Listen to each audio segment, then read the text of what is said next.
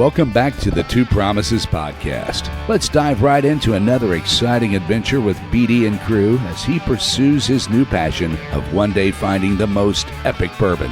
The Two Promises team send their special thanks to Hobie and the Huckleberries for their masterful theme music. Grab a glass, relax, and enjoy responsibly. Baby says she's leaving if I don't stop drinking wine. So I switched to whiskey, now I'm feeling fine. Drinking that smooth, smooth whiskey. No more wine. I like straight bourbon. Baby, you try the ride. Welcome back, everyone. I'm super excited to be recording again. I would just like to say thank you so much to the ladies that have just been rocking the last, month and a half, 2 months. I'm so excited to hear from more of our powerful ladies. We got some more of them coming up for you, so don't wait. But in the meantime, I'm just going to throw out a quick monologue to manage some time. So we're going to make this a little bit different of a feel. We're going to go for a little bit of humor here.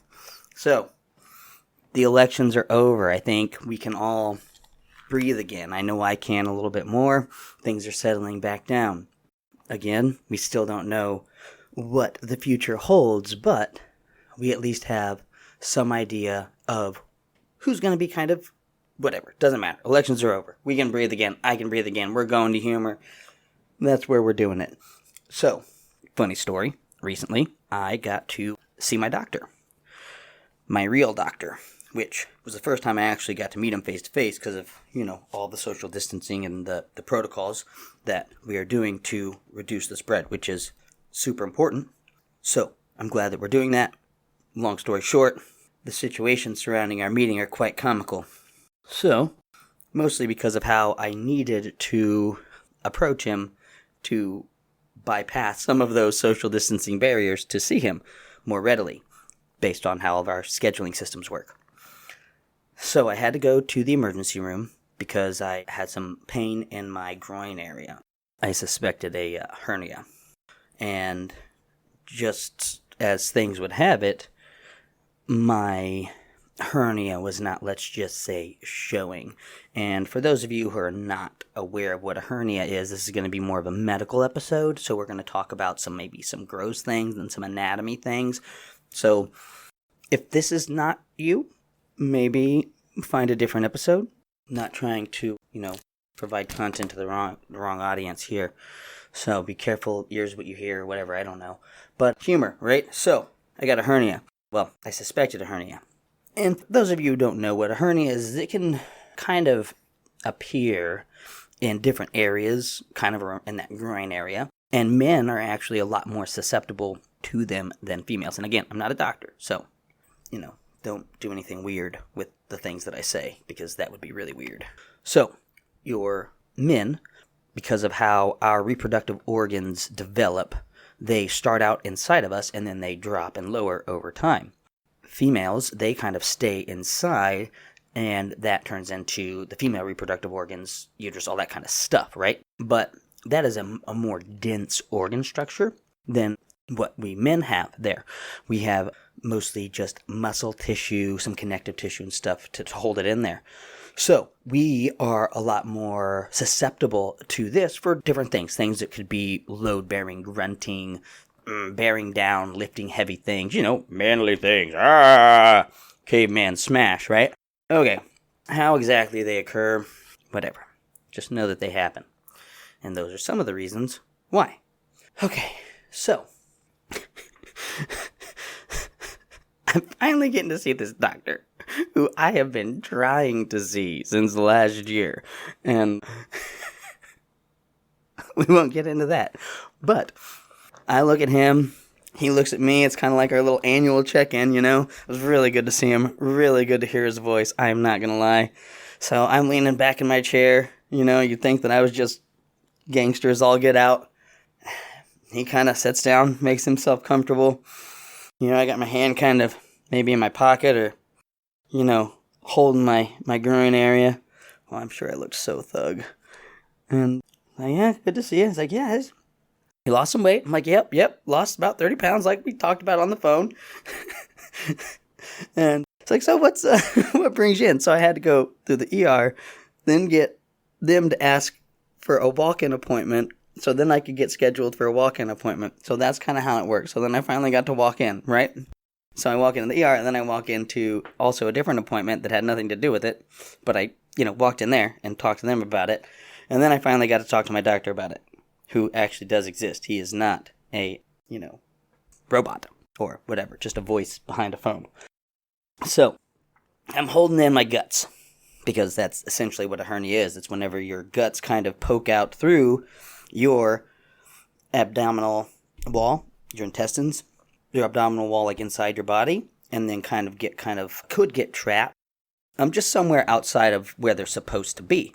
Now, if they get restricted, then that is what would be considered an emergent surgery, emergent condition, because it's life, limb, or eyesight, because you're going to lose blood flow to that area.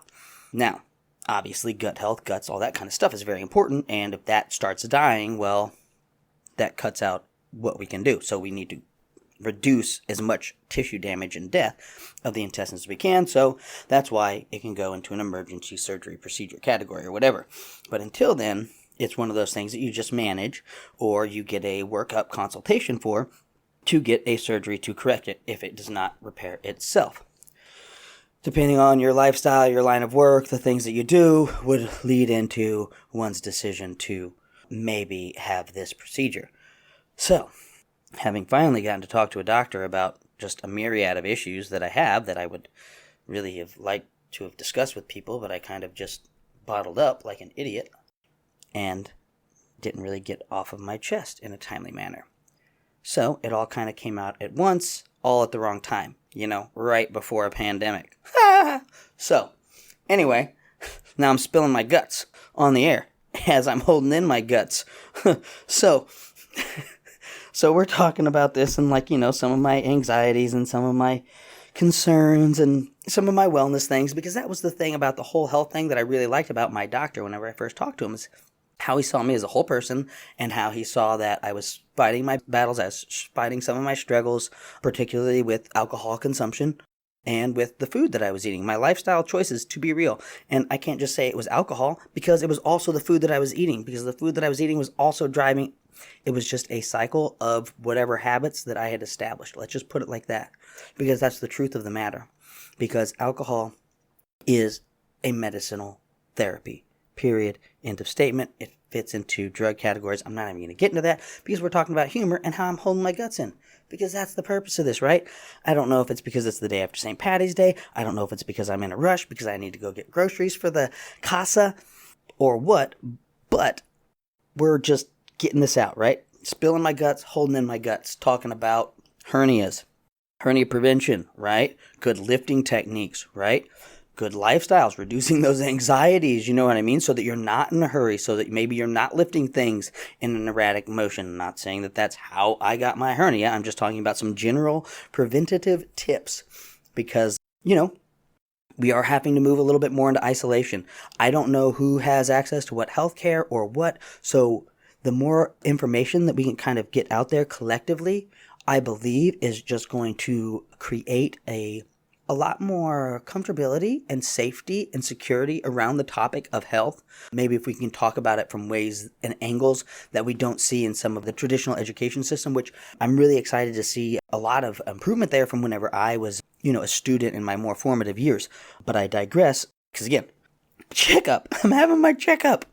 And so we're talking about, okay, well, yeah, I'm working on trying to get back to work, but this, on account of my guts hanging out, it might be kind of hard for me to, do my normal job. And he's like, yeah, I can kind of see that. Did you talk to anybody about it? It's like, yeah, talked. It's like, oh, what did they say? He's like, well, finally we got to talk to you. He's like, yep, okay, cool.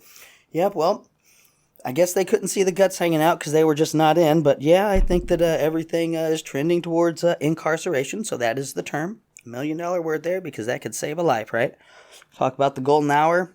Sometimes words can mean a lot of very powerful things used in the right context and the right setting to let's just say, justify or allow certain procedures or conditions to exist that might not normally be present in that environment because a side condition or a trend of conditions have been met to release a different category of cause and effect relations that we can access in this kind of physical world and world that we're existing in, at least in our structure here where I am recording this in the world that I live in, because that is real. So, I mean, my checkup, all in all, I would say went pretty good because now I'm finally kind of on that track to definitive care by cutting out a lot of these middle people, which I didn't understand were middle people because of the way that the process was explained to me and my experiences moving into it. What I was told and what I experienced were like two very different things. So it's kind of like, watching a commercial for any restaurant and you see like the marketing production of the food quality and like how it's presented and how it looks. And then whenever you get there, it's like, man, the lettuce is like, it's fresh, but it doesn't look as crispy. It's a lot more wilted. You know what I mean? And it's just like, doesn't have that crispy flavor that you were envisioning, right? You saw the commercial, but then you get there and it's like, oh no, this is not what it is at all. It's actually completely different. Yeah, it is a cheeseburger. It'll fill the needs, whatever. But depending on what your commercial experience was and what your experience was is going to be how your experience is going to differ. So, not trying to compare, make false comparisons or anything. I'm just illustrating some concepts and points. Okay? So, that's how I was able to make this happen so that I could communicate in a language that maybe I didn't expect I would have to communicate in to get the ultimate effect that I was looking for, which was someone to take care of a physical injury. And, if you want to make some other comparisons, we could talk about some of the mental health realms because that is a very core piece of our podcast, but we're not really going to go there.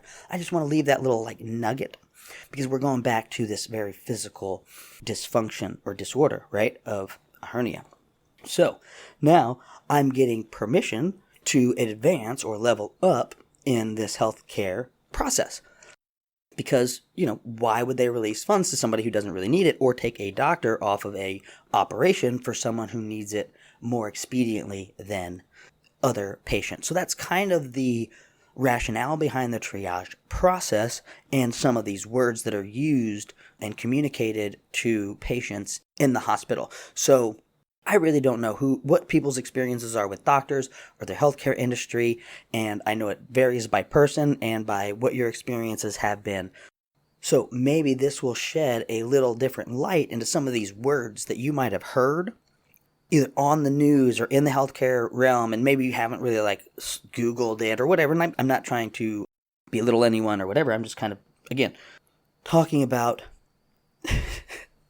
how I can cope sometimes, and that's through humor, right? So I think that humor is a very healthy expression. So part of me being able to tell the story and chat about it is that it helps me reframe what's going on. So even if I'm still experiencing pain, even if my physical condition has not really changed, I'm able to manage my pain personally from a different perspective because I feel like there is a plan in progress, right? I feel like there's a plan in progress. It has been communicated appropriately in the right channels. It has been received in the right way. And now we just have to wait for that to develop. But for those of you that have been in limbo for a while, or maybe you still are, or, you've lived through that, maybe you can relate a little bit of how powerless and frustrating and all the emotion waves that you get whenever you're going through something and you know that you have a positive solution and an end in sight, but try as hard as you might, you just can't seem to get there, and you just start wondering what is the end line? Is this truly a marathon where I'm just running 26.2 miles or whatever, or is this a mad munner, one of those endurance races, or something else? So those are some questions that we can kind of check in with ourselves, I think, and say, okay, where is my stress at in this area? Why? Okay, where do I need that resolution? Why? Okay, because I don't feel like I have a plan, or because I feel powerless, or whatever. Okay, cool. What can I do about that? Okay, well, I talked to my case manager. I talked to this person. I talked to this person. Talked to a patient advocate. Finally couldn't figure anything out. So I was like, all right, just calling anybody, right? See what I'm saying? Like, and I'm not, edit that out if we need to. I don't really care. But I'm just trying to give you like models or just examples through this kind of story process of, hey, there's still hope. Maybe the people that you're communicating to or the way you're communicating to them, maybe it's not getting through. Maybe they're not really understanding. Maybe and again, I've shifted the way I've communicated to every single way. And it's like, okay, still nothing with this person. Okay, cool. Let's check out. Let's go talk to somebody else. All right. Yeah, so that's what I'm kind of looking at this doctor like. I say, yep. So I'm like, all right. So here's the deal, man. I'm just trying to figure this out. How do I get this here taken care of? Because I know that I can't really operate on myself. I have a lot of medical knowledge, and I know that anytime I just come to somebody, they know that they have to have an objective finding, and they don't want to, pay for some of the diagnostics to do that whenever that should be reserved for somebody who needs it more whenever it's considered an elective surgery. So anyway, that's just kind of a little bit more of the humor frame. So it's just like, so here I am just holding in my guts, just kind of trying to rationally explain to him, because see, I understand this, and that's why it's frustrating to me, but it's just having to find the right way to communicate to the right people. And sometimes, again, it's that timing thing. So maybe it just so happened that I had a injury that manifested itself much like maybe some of these mental health problems at the same time that I was finally getting some access to doctors and getting some appointments booked again after a big lull due to, the shifts that were necessary to prevent the spread of this virus. So just a little bit of, my coronavirus experience and some of the dangers to isolation in this new world, right? So anyway, just a few little fun, let's see, fun little belly laughing jokes, you know what I mean? Just like Santa Claus. His belly shakes when he laughs. So I don't recommend laughing too much in my condition though, because that's one of the things that helps push my guts out. But I did feel like I wanted to breathe again and at least talk about some of these experiences from a different light, and that's just a way that I can help kind of reframe my emotional attachment to some of these experiences, and then give myself a way that I can kind of close myself off to that, say, okay, that's in the past. Where am I planting these seeds of growth of the future? Where can I look for? Where can I act? Where can I take steps? And if it's back to regenerative stuff, because that's all that I can do, then all right, cool, Brent, lay back down. But if it's like, okay, for my mental health, I need to at least create something. Okay, well, what am I going to do? I don't know how to draw, I'm going to find a way to learn some of these things that I can do so that I can express things and not fall back into some of my same patterns. You know what I'm saying? Some of the same things and routines that I do to cope, which are not always the healthiest way to do it. Again, maybe dwelling on that, stewing, thinking about it, justifying, letting my ego get involved, really. Like anything that really kind of like keeps me so attached to that it's causing me dis-peace for the present moment or disharmony for the future. It's just trying to find ways to cut that out. So that's what I got for you guys. I hope that you guys enjoyed this episode. I'm going to breathe again. I think that humor opens up the lungs in ways that, that aren't done in any other ways. And I'm going to just kind of reference some warrior books and stuff like that because I think it's fascinating. And, if you hear it from me multiple times, well, okay, that's fine. But Steven Pressfield, Gates of Fire, humor, and the therapeutic power. The story is that kind of later in this just brutal campaign of these 300 Spartans and these different other Greek city-states that kind of volunteered some of their warriors to fight in this period, this time that was forbidden to go to war in by the gods. But they knew that the largest army on the entire planet to date was advancing on them to destroy them and basically take away their weapons and assimilate them into that culture. So it took a lot of courage, a lot of bravery, personal courage, physical courage, mental courage, whatever you want to talk about it, moral courage, for some people to move against the entire culture that they existed within. So it was a big statement, one, but they believed that that was the necessary move at the time. Wrong, right, or indifferent, they acted. While, let's say politicians, or, well, it was politicians, while other, and everyone's waiting for news. Where are they at? When are they going to be here? When are they going to be here? Who can we rally? Who's got what resources? We need to put up a defense. We need to put up as much as we can, but we just don't have the time to really do it the way that we would like to do it because of everything that's going on, right?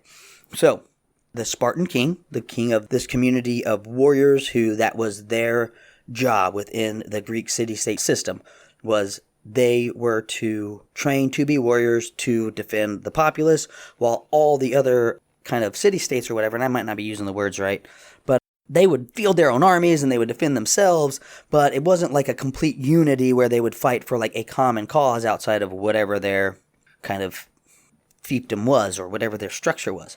So, this guy says, well, how many people can we muster, right? Now, whenever you talk about 300 warriors back then, a battle train or a battle party would consist of more than that, because it takes a lot more than that to keep a military movement alive. You have a battle train. That comes with anyone that helps man, equip, repair, logistically support, and supply a military movement. So 300 men would, in that time, would also consist of slaves or different classes of the social structure that might not have been counted as the actual warriors within the campaign. So 300 plus the 500s or 800s or whatever of all these different things, plus the battle trains, because they all believed in the cause. Because regardless of where they fit into that hierarchy, there were people who were willing to die and know that regardless of what came after their death, they still believed that it was for the right purpose.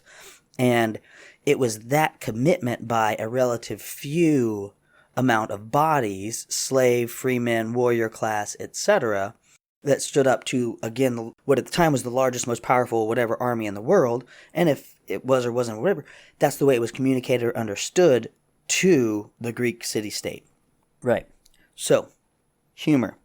One of the characters was a cook. And as the numbers are dwindling, the fighters have like gone down, and now they're like putting people in that have just, lived with the fighters or trained with the fighters. So they're still worthy warriors whenever it comes to anything. Because a lot of these slaves, like, hey, your job's to freaking keep these warriors fighting and keep them strong and keep them whatever. So they were sparring partners. They were punching bags. They were like, part of the story is that they had to just hold shields with their backs up against trees while these warriors just ran into them over and over and over again until they basically cleared all of the trees between shields and slaves, essentially.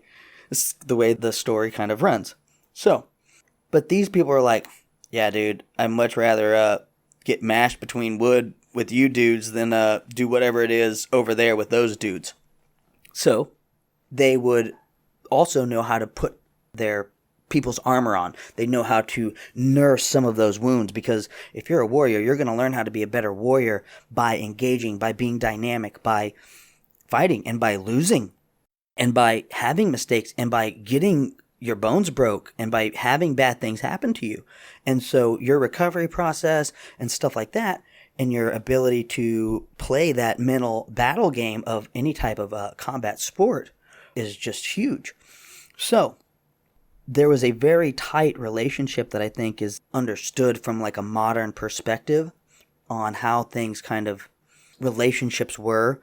And that's something that I really want to talk about again. We've been highlighting some super powerful women, and I just saw the most incredible thing about this Viking ancestry DNA thing came back, that this like really well-known or very prominent Viking that was buried with like some of like super huge honors and stuff like that was in fact like a woman warrior chieftain, and it caused some controversy. But as this is kind of developing, it's causing a lot more perspective for some of these biases that we might have that we might not know we have, perspective biases and stuff like that. So anyway, I kind of digressed a little bit. I apologize.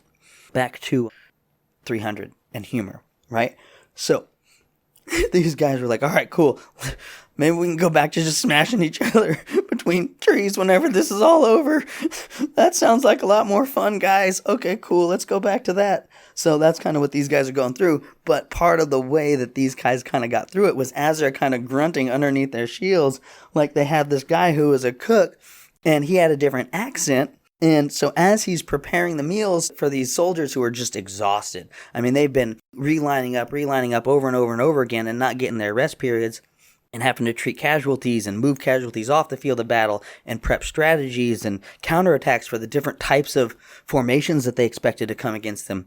So these people are completely exhausted. Well, what's going to save the day, right? A little bit of humor, a little bit of gallows humor. So there's this guy who's got this accent, and essentially what it would translate to, would it be like for someone who had just like, he cooked a bunch of eggs or bacon in the morning or whatever it was that he had, let's just say, and no matter what it was that he was trying to do to raise the spirits of the troops because he wasn't able to fight, but man, could he cook until they ran out of food and stuff like that. But anyway, so his little line was, wake up to this! Wake up to this! So that would kind of be the English translation for how he would stir people up, but he just had that spirit that no matter what was thrown his way, he was still just doing whatever it was that he could to help the cause, to help the belief, to help whoever, wherever, and that's what he could share. And it was just his normal thing of, hey man, I'm a really good cook and I can make people laugh while I cook. So even if I got twigs and roots and, whatever, I'll just make it as best as I can. And I'm just going to make people laugh. And that's some therapy there. That's some food for the soul. So I'm really excited to, one, go into some of that ancestry type DNA stuff that we were talking about. And then also to record with a really good buddy of mine who's been doing some really wonderful things. I've recorded with him before. I don't know if it got through final production, but either way, I'm excited to record with Seth again. So that is coming up as well. We talked about some really exciting stuff to share with you all. I don't really know how the conversation is going to go, but we're both really excited to record. So that's what I got for you guys this week. I'm super excited. I know that it's not St. Paddy's Day, but I'm recording it on the day after St. Paddy's Day. So I guess, we'll just do some little taggies there or whatever, because I guess everyone was Irish last night. And there we go, back to ancestry, right? I will tie it back together. I spent kind of most of my life believing that I was predominantly Irish based on all the paper genealogical trails that my family had kind of accumulated and passed down through oral and written records or whatever. Well, both of my brothers have done some kind of these, those like ancestry things. And okay, oh my goodness. But we got some more fun stories. Everyone's Irish tonight. We will catch back up with that, and I hope you enjoy it. But take care, y'all. Thank you for joining us today on this curious roller coaster of life. If this is your stop, please exit peacefully and enjoy the rest of your day. If you're ready for another one, just push play. Just a final note before you go. Thank you, and thank you for feeling. The distillation and aging process is different for everyone. I'm not quite sure what you're ready for. Sip slowly and enjoy responsibly. Baby says she's leaving if I don't stop drinking wine. So I switched to whiskey, now I'm feeling fine. Drinking that slow whiskey.